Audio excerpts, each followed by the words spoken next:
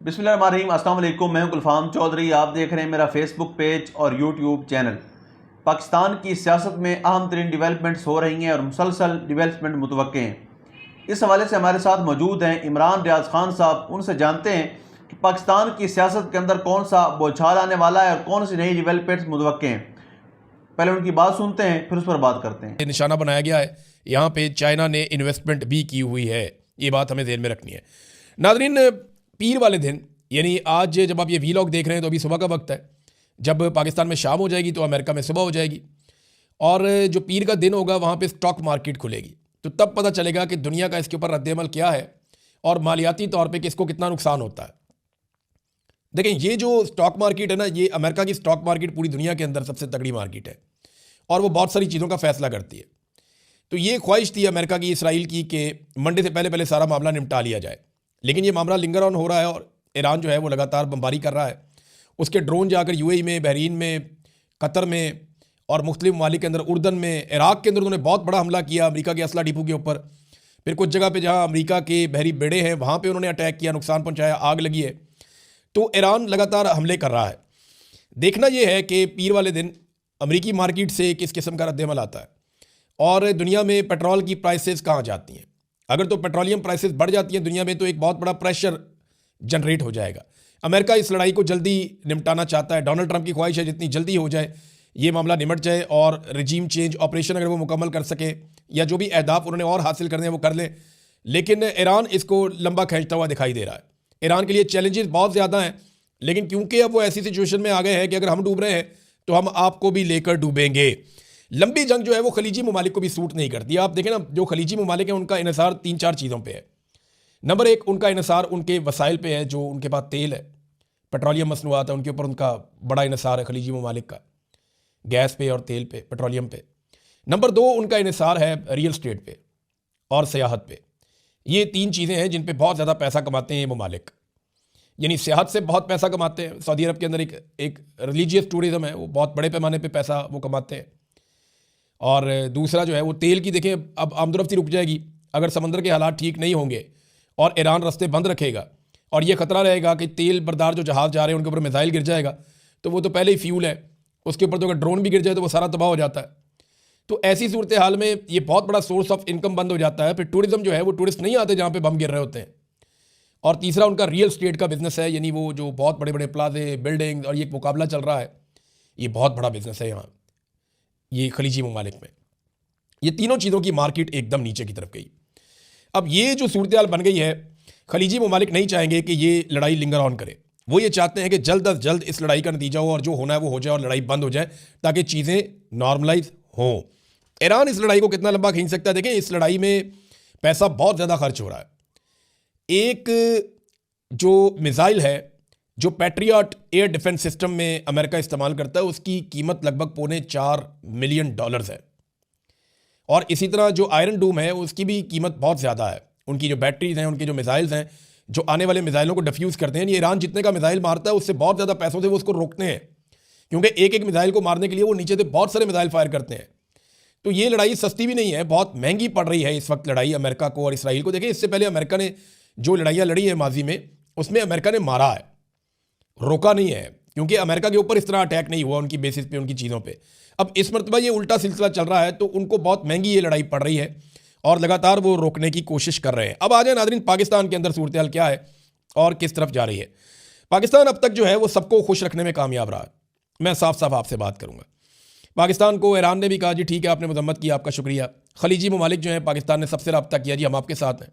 America जो है उसको पाकिस्तान ने बिल्कुल उसकी मजम्मत नहीं की। इसराइल को भी पाकिस्तान से कोई बहुत बड़ा प्रॉब्लम नहीं हुआ। तो पाकिस्तान ने एक तरह से सबको ही राज़ी रखा है, लेकिन पाकिस्तान की आवाम को राज़ी नहीं रख सके। पाकिस्तान की आवाम को यह लगता है कि उनकी तर्जुमानी नहीं की पाकिस्तान की हुकूमत ने, और इसका जो है एक पॉलिटिकल खमियाजा तो भुगतना पड़ेगा। सियासी नुक्ता नज़र से इस हुकूमत को बहुत मार पड़ेगी जब भी कभी ये इलेक्शन में जाएंगे, और ये सारी चीज़ें लोग भूलेंगे नहीं, लोग इन चीज़ों को याद रखेंगे। कुछ आम फैसले जो हुकूमत ने किए हैं मैं साफ साफ आपको बता देता हूँ। नंबर 1 तो ये है कि ये बोर्ड ऑफ पीस को नहीं छोड़ेंगे, उसके अंदर शामिल रहेंगे। ये अनाउंस नहीं करेंगे इन फैसलों को, लेकिन सोर्सेज ये कह रहे हैं कि ये कभी भी बोर्ड ऑफ पीस को नहीं छोड़ेंगे, ये बोर्ड ऑफ पीस में शामिल रहेंगे और डोनाल्ड ट्रंप के साथ चलेंगे। और डोनाल्ड ट्रंप को जो अमन का नोबेल इनाम इन्होंने नामजद किया है डोनाल्ड ट्रंप को, वो नामजदगी भी वापस नहीं लेंगे, ये भी फैसला इन्होंने किया। और तीसरा, जो अमरीकी सफारतखानों की तरफ अगर कोई पाकिस्तानी बढ़ेंगे तो उनको ये निशाने इबरत बनाएंगे। ये अब फैसला कर लिया गया है कि अमरीकी सफारतखानों की तरफ किसी को नहीं जाने दिया जाएगा। ईरान के बाद दुनिया में सबसे ज़्यादा जो नुकसान हुआ है जानी, वो पाकिस्तान में हुआ है। यानी वो इराक में नहीं हुआ, बाकी मुल्कों में नहीं हुआ। हत्ता कि इसराइली शहरी जंग लड़ रहे हैं वो इतने नहीं मारे गए जितने पाकिस्तानी शहीद हो गए। हुआ ये कि एतवार के दिन जब लोग मुजाहरों के लिए निकले तो बहुत अजीब चीज़ें अब रिपोर्ट हो रही हैं।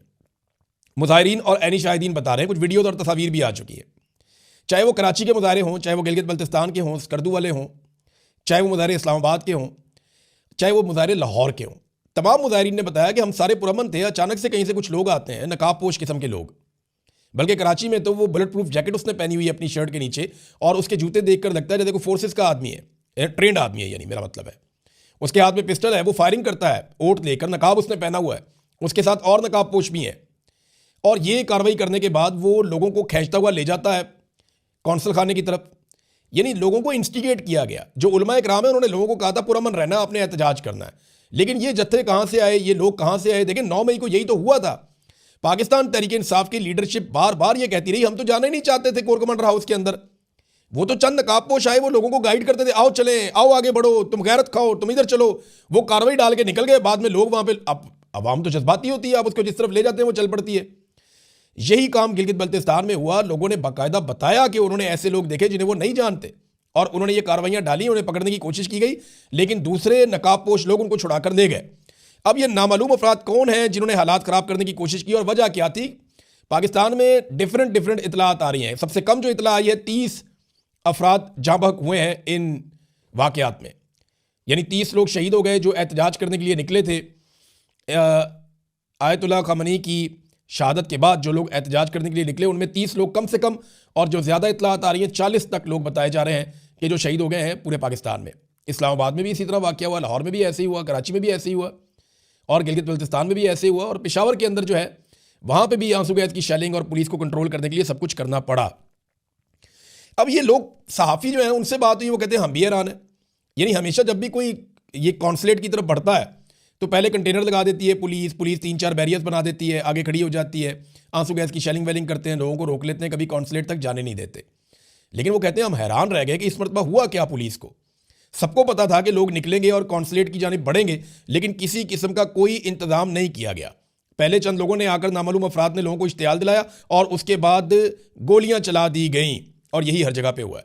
अब ये जो 40 बंदा मारा गया है, क्या पैगाम किसको दिया जा रहा है? यानी कुछ लोग ये कह रहे हैं कि शायद पाकिस्तान बार बार अमेरिका को ये बताना चाहता है कि देखें हम अपनी आवाम को भी मारने के लिए तैयार हैं, आपके साथ खड़े होने के लिए, देखें हमारे ऊपर कितना दबाव है। और यही मामला हुआ था जब तहरीक लब्बैक के लोगों को गोली मारी गई थी मुरीदके में। मेरी तहरीक लब्बैक के लोगों से जब बात हुई थी ना, तो वो मेरे पर रिकॉर्डेड कॉल पड़ी हुई थी। वो ये कह रहे थे कि हमें ट्रैप कर लिया गया, हमें बाकायदा बताया कुछ और गया, हमें निकाला कुछ और करके गया, और यहाँ पहुँचा के हमें ट्रैप कर लिया गया। अब ये हमारा कत्लेआम कर रहे हैं, हमें मार देंगे। हम बात करना चाहते हैं, हमारे साथ बात ही कोई नहीं कर रहा। हम आवाज़ें दे रहे हैं, हम कह रहे हैं हमारी बात सुनो, हमारी बात कोई नहीं सुन रहा है, हम पे गोलियां चला रहे हैं।